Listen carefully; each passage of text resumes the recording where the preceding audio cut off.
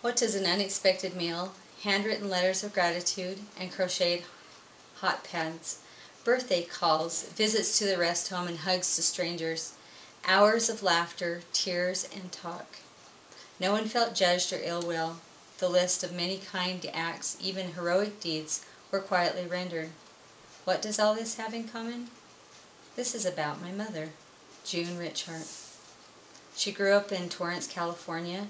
Her parents were Robert Shirley and Velma Maxwell. She had two brothers. She was called Junebug when she was a little girl.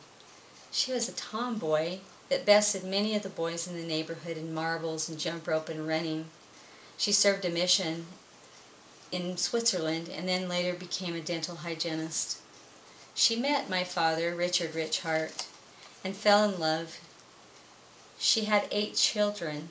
I was one of them. She had 3 of them that passed away early, and this was a real heartache for her.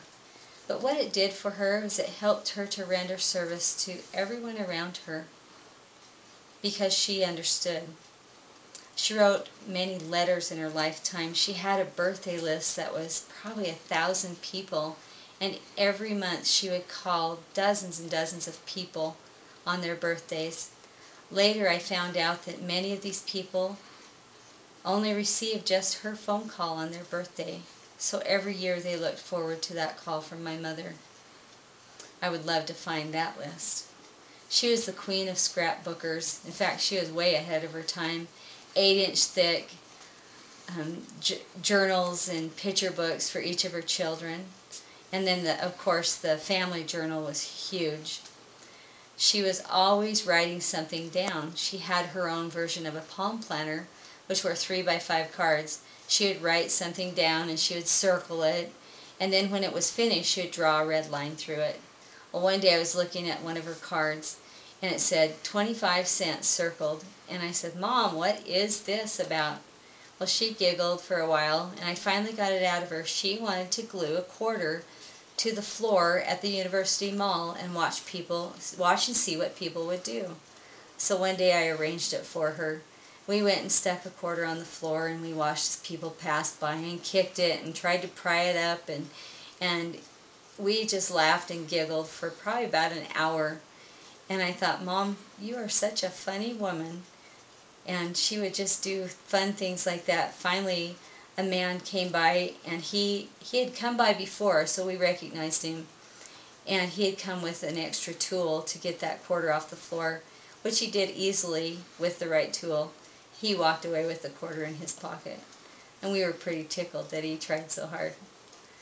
I wish I could find that list of my mom's birthday calls. I couldn't even begin to count the number of people that shake my hand, of which I have my mother's hand, and it's so sweet to have her hand. Many people love my mother and the service that she rendered them. I just want to tell you one other little story about my mother. I work over at the high school in the special ed program, and some of the students that come in and help are really important to us in that program. Well, one day one of the young men came over and sat by me, and he said quietly, "My mother and your mother were best friends." And I thought, I've heard that many times of many different people.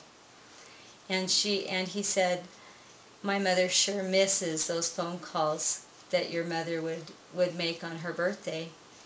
And I said, "Oh, I know. I miss them too, because sometimes she was the only one that would call me on my birthday." But he says, "Yeah, she misses them," and I agreed. And then he bowed his head a little bit and shyly told me, he says, "I miss them too." And I said, "What?" I said, "Corey, my mother called you too?" And he agreed that that had happened. I thought, what a sweet mom. What a wonderful mom my mother was. And not just to me, not just to my 7 siblings, but to everyone within her path. She would go over to Terrell's, the grocery store, and just wait for somebody to come by, whether they were a stranger or whether she knew them for years.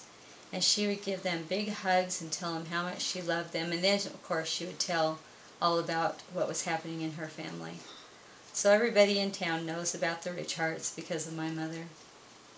What I love about my mother and what she left all of those whom she rendered service to was a legacy of love.